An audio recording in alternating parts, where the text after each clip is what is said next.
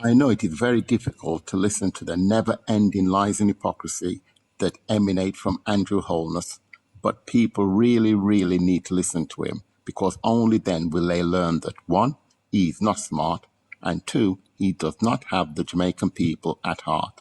His recent statement about taxation is a prime example.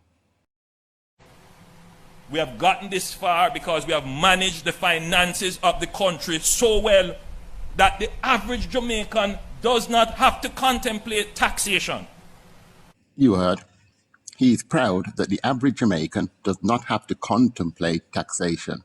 Well, as usual, he's talking out of his rump because whenever you shop, you must take into account General Consumption Tax, GCT. The price you see is not what you pay, and GCT is the biggest source of tax revenue for the government, so you cannot escape taxation. He is bragging that under his management, the average Jamaican does not pay income tax, that is, tax paid on what you earn. Well, this is not something to be bragged about. In fact, it is completely the opposite. Low earners do not pay income tax, so the average Jamaican is poorly paid. Income tax is a very important source of revenue, but in Jamaica, the amount collected is limited because the average wage is pitifully low and exempt from taxation.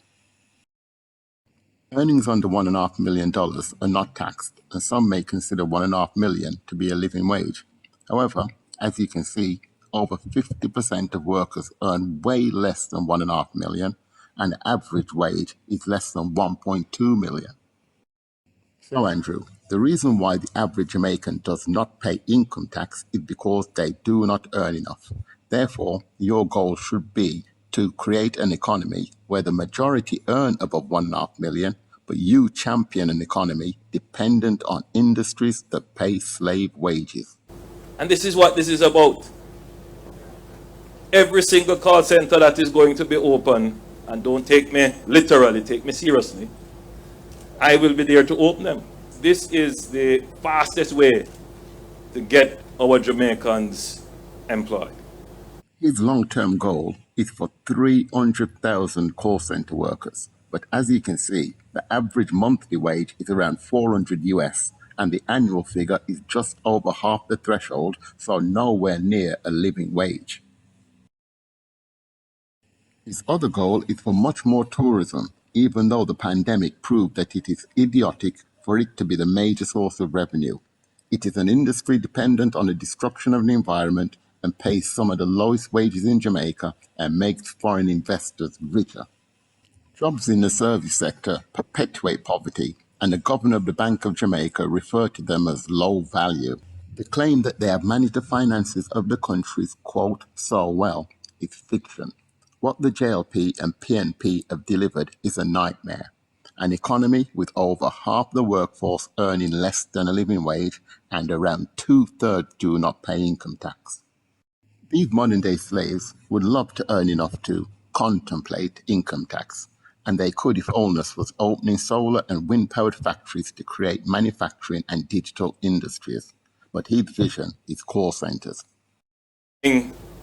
From my office to Portmore, seeing on the roadside a number of people just almost looking listless, not employed.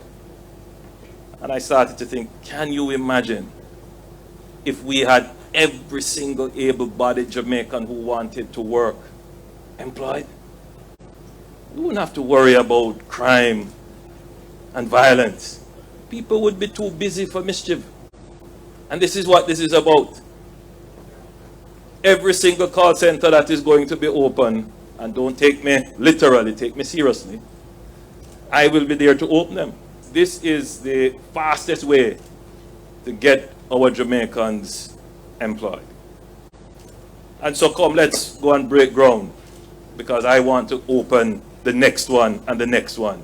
The aspiration and the ambition to get Jamaicans employed is a serious one, serious for me, and I'm certain serious for the opposition as well.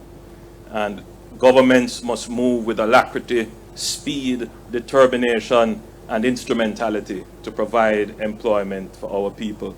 Employment is the greatest tool in fighting crime. Employment is the greatest tool in bringing prosperity to our people. Employment is independence in our hands, and that is what I'm here to do. Holness has outlined the future of Jamaica, and it is grim. With low tax revenue, there is not enough money to run the country, so budgets are small and public sector wages are small. The JLP and the PNP do not run Jamaica for the people, and to get change, we need to unite to challenge the IMF agreement because it is at the heart of all our problems.